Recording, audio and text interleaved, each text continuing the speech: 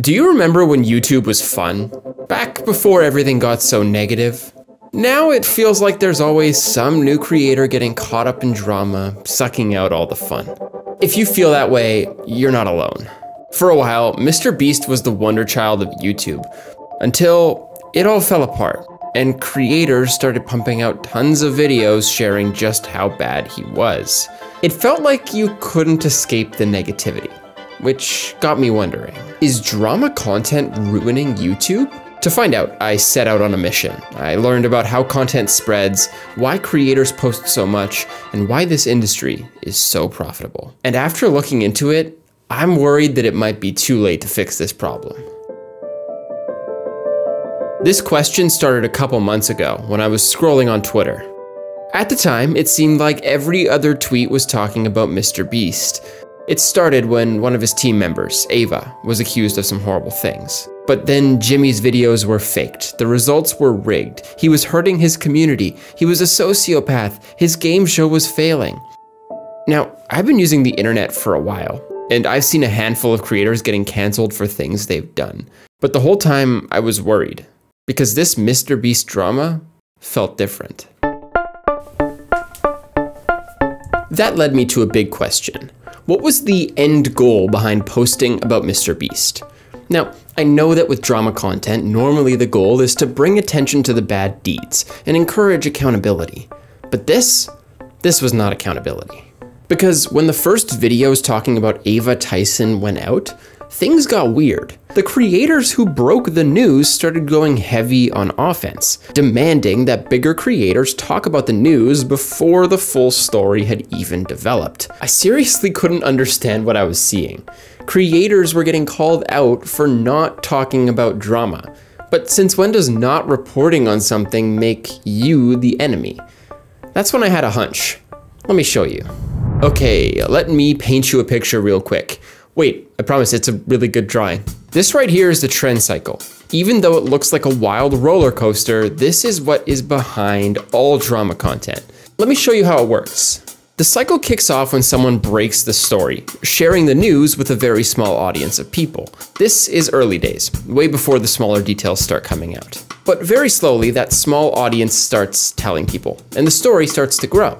Eventually, another creator picks up the story, and an even wider audience of people hear about it. The cycle repeats over and over again. More people, more views. More people, more views. Yeah, you get it. By this point, we're all talking about the news, and it's reached the mainstream. This peak is when the trend gets wild. Everyone is talking about it, the news is sharing every detail, and it's all you hear about. But obviously this isn't gonna last forever. After a while, people get tired. The trend starts to fade out, and slowly the news stops covering it while we reach the decline and end phases. Here's where things get interesting though. Usually, once everyone stops paying attention is when we get a resolution. This is the time when the accountability happens, when there is personal growth, but we just don't see it publicly. So here's my theory. Drama content thrives when we don't have the full context on a story. But is that true? To find an answer, I feel like we should look at TMZ. I mean, they're the literal kings of drama content. They've been doing this for nearly 20 years. I found a story that they posted on their website that shows exactly why drama content thrives. Okay, check this out. This headline, Star Wars fans lash out over trans stormtrooper, no freaking way. This sounds crazy. People must be so angry. But if we scroll down, you'll see that, yeah, some people are mad. But if you look closer, others are far more welcoming to the addition. And so it's safe to say we should take this new criticism with a grain of salt. This reporting kind of proves my point. It feels really sensational and it lacks context. So let's take a look at another version of the same report. Looking at the New York Post, they reported on this much more honestly, with the headline, Star Wars unveils first trans stormtrooper and fans are divided. They start by explaining the character, where she came from, how she fits in, and when she was added, before sharing that there's a really clear divide. Some people are against it, but a lot are in support. It's entirely different from how TMZ reported this story. Drama is sensationalized by design. Enough to get you hooked and interested, but not enough to give you the full context of what's going on. Alright, so I'm editing this video and the point got proven once again. Recently, last week, Liam Payne passed away and TMZ released a photo of his lifeless body not long after he passed, proving the point that they don't care about the story or the facts. They're literally only there for the clicks. They've done this before too when Kobe passed away, and it just shows how messed up drama content can become if it's left unchecked. So let's take a look back at MrBeast with the drama he found himself in. When this drama was at its peak, there was all kinds of reporting going on. Some people were finding evidence, supporting their claims, and doing proper journalism, but others were taking the TMZ approach, sharing a little bit of controversial context to get people to click. Take a look at these channels here to see what I mean. In the last 2 months alone, this one channel posted 15 videos about MrBeast, and look at his titles. MrBeast just destroyed his career, and MrBeast's situation just got worse. These titles have no context, but they still get millions of views. Or look at this channel. This guy posted 10 videos about MrBeast in the last 2 months, and oh, this dude, he posted 9 in the same 2 months. That is 35 sensationalized videos from just 3 channels in 2 months about one creator. What the heck? Why are so many people posting negative clickbait to get attention, but not reporting on the actual transformation or resolution in the story? Well, it turns out this is nothing new. 10 years ago, a Russian newspaper decided to put this to the test, to see what would happen if they stopped reporting on negative news. They chose a day, and the positive headlines started flowing in, with articles like, "No disruptions on the road despite snow." It was great. It was rainbows and happiness and sunshine, but there was a problem. In just one day, they lost 2/3 of their normal readers. Over the last few decades, the news has gotten a lot more negative. But that's only because they get more readers and views when they are negative. We claim we don't like the negativity, but the truth is, we are a lot more drawn to that than any other content. So, why is there so much negative clickbait drama? Well, because it gets views. Now, would you please let me get back to reading? So that explains why people watch, but what's the incentive for creators? I guess we have to look at this from another angle. And that angle is the business perspective, which we're gonna look at in this beautiful presentation right here. Now, looking at the MrBeast drama specifically, it all started because of something that MrBeast did. And a former employee reported on that with his first-hand experiences, sharing his story on his Dogpack 404 channel. This is all first-hand reporting, and it reached 30 million people in just 3 videos. But when you look closer at his videos, he makes a point of showing that he's not monetizing them. His incentive here is only to spread the word. But very quickly after that, look what happens. More people start talking about the drama, and specifically blasting out content talking about every detail. Like this channel, the one we talked about, More Pegasus, who put out 16 videos in just 2 months talking about MrBeast and reached 31 million views in that time. Adding it up, that's about 1/3 of his total viewership, and the subscriber growth that he got, 175,000 new subs, it also accounts for 1 in 3 people who is subscribed to his channel. But why post so many videos? I mean, you need to have an incentive to post 8 videos about one person per month. And I have some ideas. Maybe he wanted to spread the word about MrBeast, educate the audience, enforce accountability, or maybe he just wants to express himself creatively. No. I think there's something else. We can't look at this without looking at the money side of the situation too. Every time you watch a video on YouTube, ads play before, during, and after the video. And I know you try and skip them as fast as possible. Someone has to pay for those ads to run on the video, and the amount they pay gets split up between YouTube and the creator, relatively evenly. YouTube makes 45%, and the creator makes about 55%. The part that goes to the creator is referred to as the RPM in the YouTube industry, which stands for revenue per mil, or revenue per 1,000 1,000 views on the video. Now, here's the thing. Not everyone makes the same RPM. There's different levels of amounts you're gonna make per 1,000 views depending on the content. So for shorts, for example, you're making 10 to 20 cents per 1,000 views. And the same thing applies for international creators as well. Once you get to automobile content, finance content, even longer videos like 45 minutes to 2 hours, that's when you get really, really high RPMs.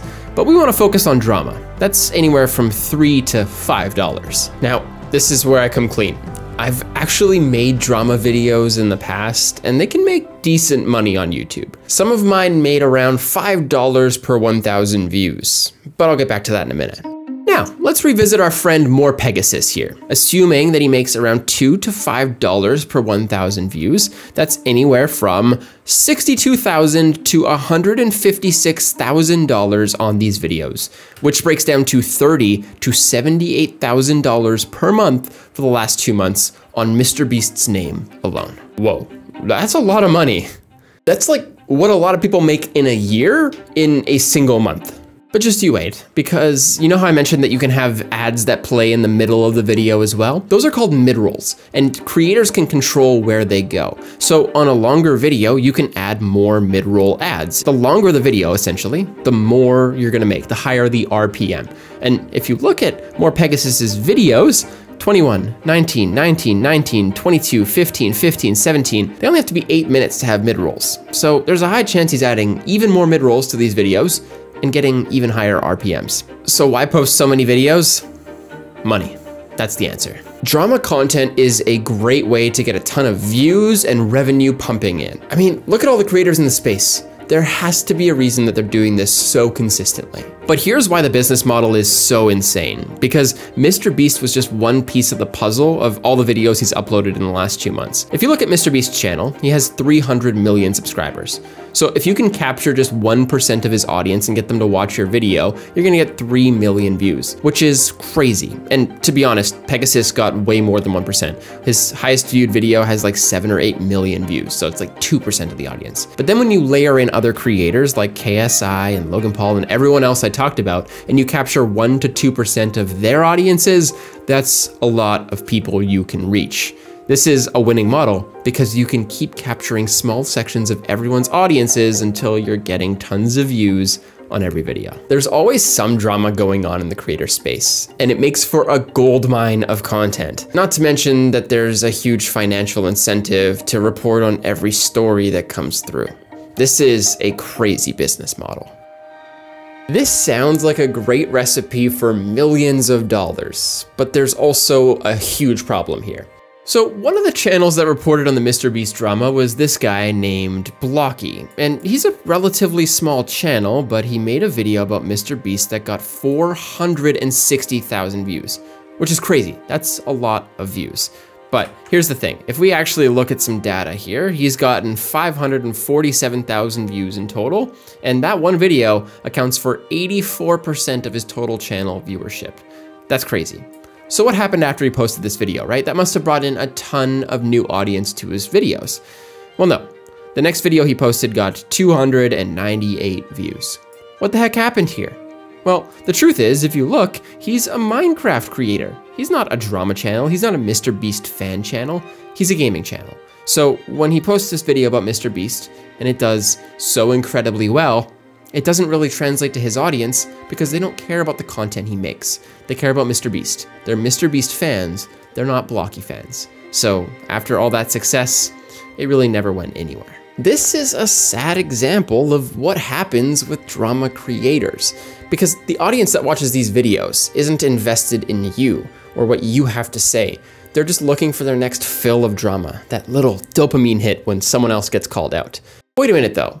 Why is that the case? Well, breaking it down, all content should do one of 3 things: educate, entertain, or engage. And when it comes to drama content, it does a great job of all 3. But the fact that drama content can do this is a big problem. There are 3.7 million videos uploaded to YouTube every single day. So attaching yourself to someone else's popularity to try and stand out from the crowd seems like a solid idea, but it's just not a recipe for long-term success. So let me tell you a little bit about what happened on my channel. My two most popular videos are a video about vaping and a video about Ryan's toy reviews, a kid's creator. Now, looking at these two videos, one of them is significantly more successful than the other, but I'm gonna give you a back-end look into the data. The vaping video had an average view duration of 4 minutes and 35 seconds. Meanwhile, the Ryan toy review one, under 3 minutes. The truth is that this video, where I shared my own personal experiences, it brought in a lot of new subscribers to my channel because people cared about what I had to say. But on this one, no one really cared. They didn't really stick around for long enough to hear my opinions, and you can see that they kind of left once they got the details about Ryan that they wanted to know. The truth is that every time on my channel that I've shared my own opinions, it's been far more fulfilling than just reporting on the latest drama. Look at this. Look at these videos. There's a solid mix here, but I can tell you that all the ones that aren't talking about drama feel a lot more fulfilling. Every time I give someone a reason to care about what I have to say and I build the relationship with my viewer, it always ends up benefiting me a lot more. When you create content that people love because it entertains, educates, and engages them, it leaves them wanting more. But if you depend on other creators and drama for content, then you end up getting stuck. People don't know you. They know that you talk about their favorite creators.